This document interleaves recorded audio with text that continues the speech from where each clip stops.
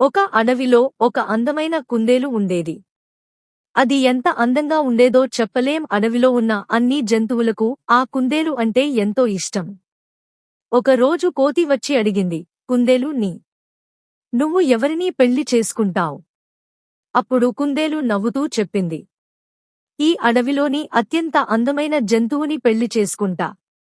ఆ మాటల విన్నాక ఆ అడవిలో స్వయంవరం పెడతారు. అందులో అడవిలోని అన్ని జంతువులు పాల్గొంటాయి. పులి మామ గర్వంగా నడుచుకుంటూ వెళుతుంది. అప్పుడు నక్క బావ వస్తూ అడుగుతుంది, ఎక్కడికి పోతున్నావ్ పులిమామ? పులిమామ ఇలా చెప్పింది, కుందేలు పెళ్లి చేసుకోవడానికి అందమైన జంతువుని ఎంచుకుంటుందని చెప్పింది కదా. అందులో నేను ఉండకపోతే ఎలా? నేను అందమైన చారలుతో అందంగా ఉంటాను అని చెప్పి వెళ్ళిపోయింది. అలాగే విన్న నక్క బావకు ఓ ఆలోచన వచ్చింది. నేను కూడా ఎందుకు అలా ఉండకూడదు అని అనుకుని తన శరీరానికి పులిలా రంగులు వేసుకుని రెడీ అయింది. స్వయంవరం రోజున నక్క బావ కూడా వస్తుంది.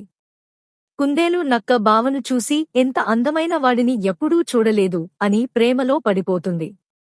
అంతలో నక్క బావ దగ్గరకు కుందేలు వస్తుంది.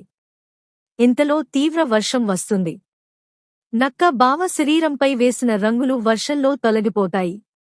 అప్పుడు నక్క అసలు రూపం బయటపడుతుంది. అక్కడ ఉన్న అన్ని జంతువులు బిగ్గరగా నవ్వేస్తాయి. నక్క బావ సిగ్గుతో అక్కడ్నుంచి పరుగెత్తుతుంది.